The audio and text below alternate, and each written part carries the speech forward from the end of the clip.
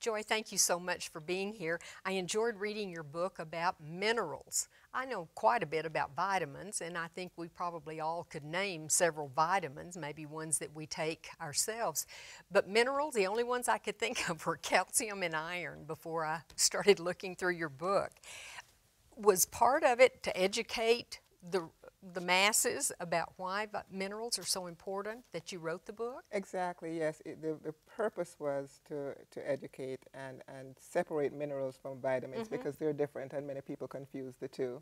And they serve a whole role, a vital function in our bodies. So the good thing today, what we're doing is that we're also going to be talking about foods that have many of these minerals that we talked about in the book. And it's always recommended that we get our nutrients from food, and minerals are nutrients. And so we're going to talk about some foods that we all should be eating most of the time because they have very important minerals that we need to stay healthy. Well, I think this is really, this was the part that I enjoyed reading in the book because I like to think that I can get most of what I need from eating correctly. Correct. But I noticed that I didn't entirely.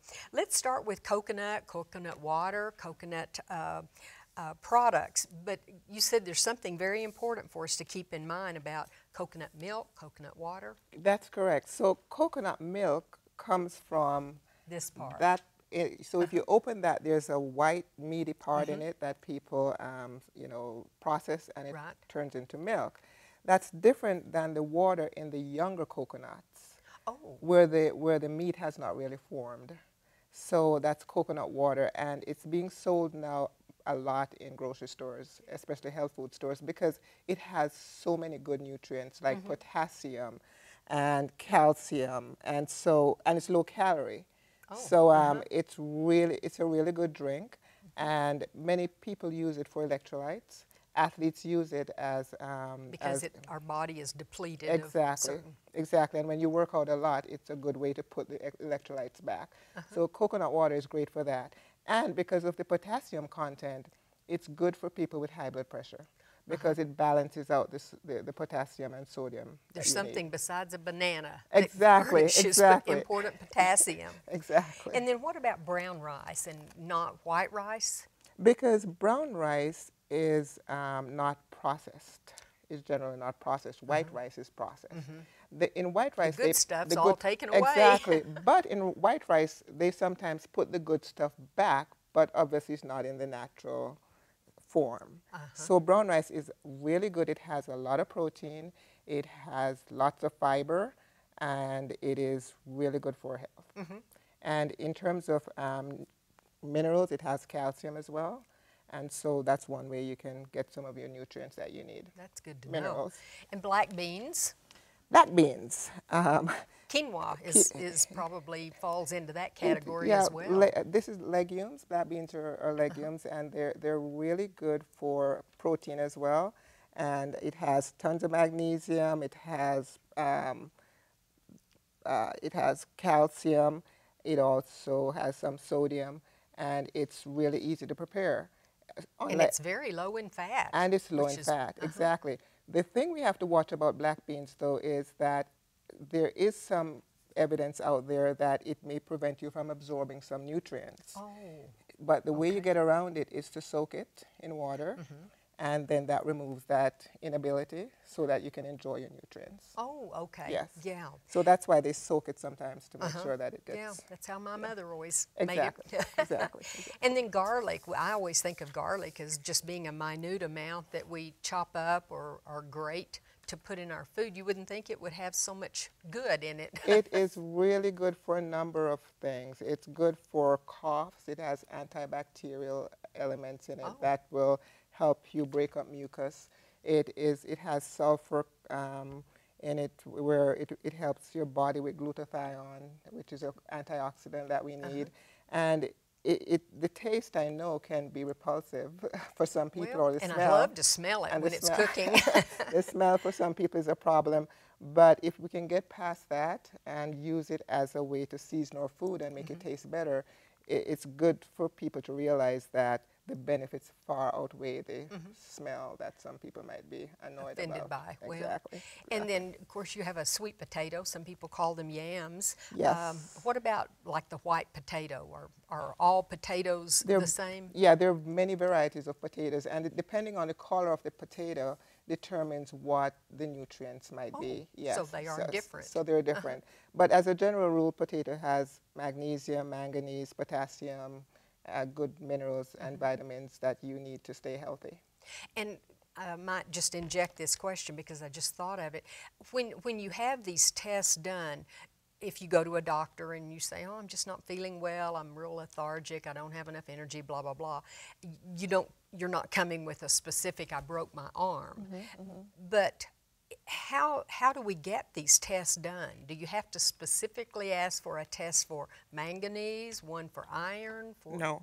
So there are labs that specifically specialize in doing nutrient testing. Oh, okay. And so if you tell your doctor that you would like a nutrient test, a specialized nutrient test, if your doctor is educated, then he will know which particular lab to request those tests from. And I noticed in the book there are some references that are very helpful in that regard. Exactly. Good. So we identify, nationwide, we identify which labs do them. And the good news that for us here at PH is that we have been able to get them to reduce the prices for those tests. Oh. Because before they were super expensive.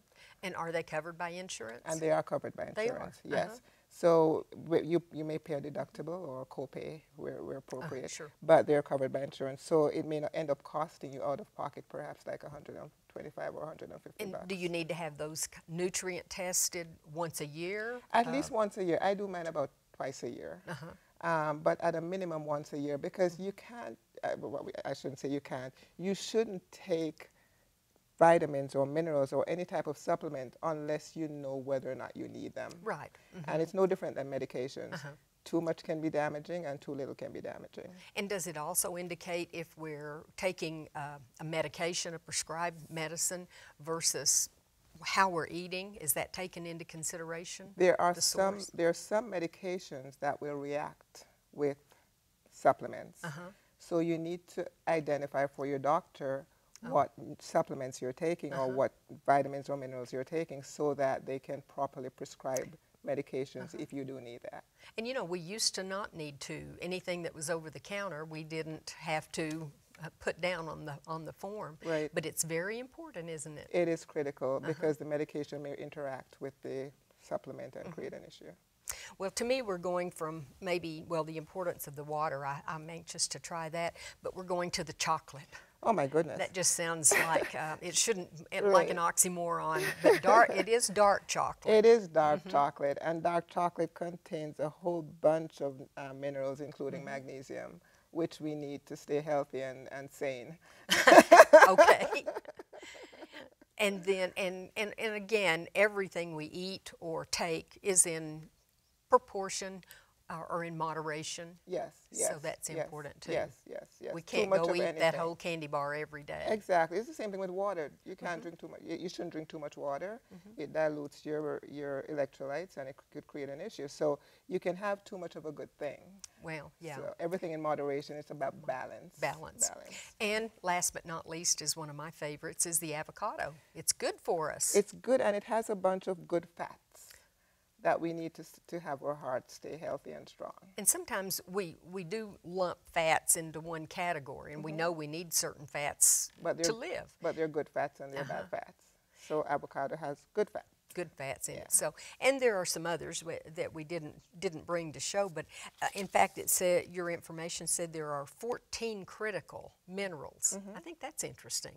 Yes, and we talk about that in the book, the 14 critical minerals in the book. And quickly, if you want to identify them really fast, there's calcium, chromium, copper, iodine, iron, magnesium, manganese, molybdenum, phosphorus, potassium, selenium, sodium, sulfur, and zinc. Wow.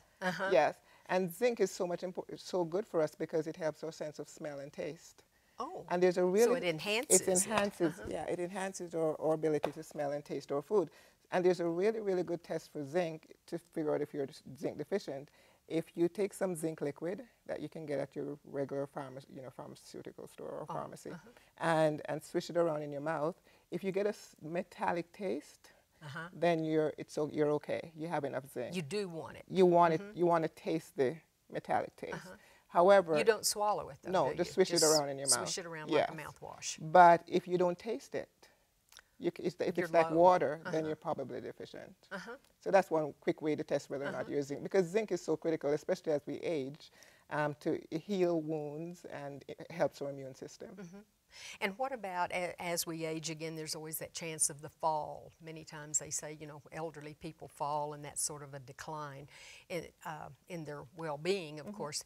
But which of the minerals is most important for joint health? In my opinion, magnesium. Magnesium. And I know that the one that comes to mind is calcium, but I think we get enough calcium from the foods we eat, and it's so overrated. We need it, but we need it in conjunction with magnesium. Okay, so that was what I was wondering, because we don't talk about magnesium. No, no. It's really important to get educated about magnesium and all the good that magnesium does for our bodies, because it works with many other minerals to make them more effective, and it's responsible for well over probably 500 reactions in our bodies. So we need it.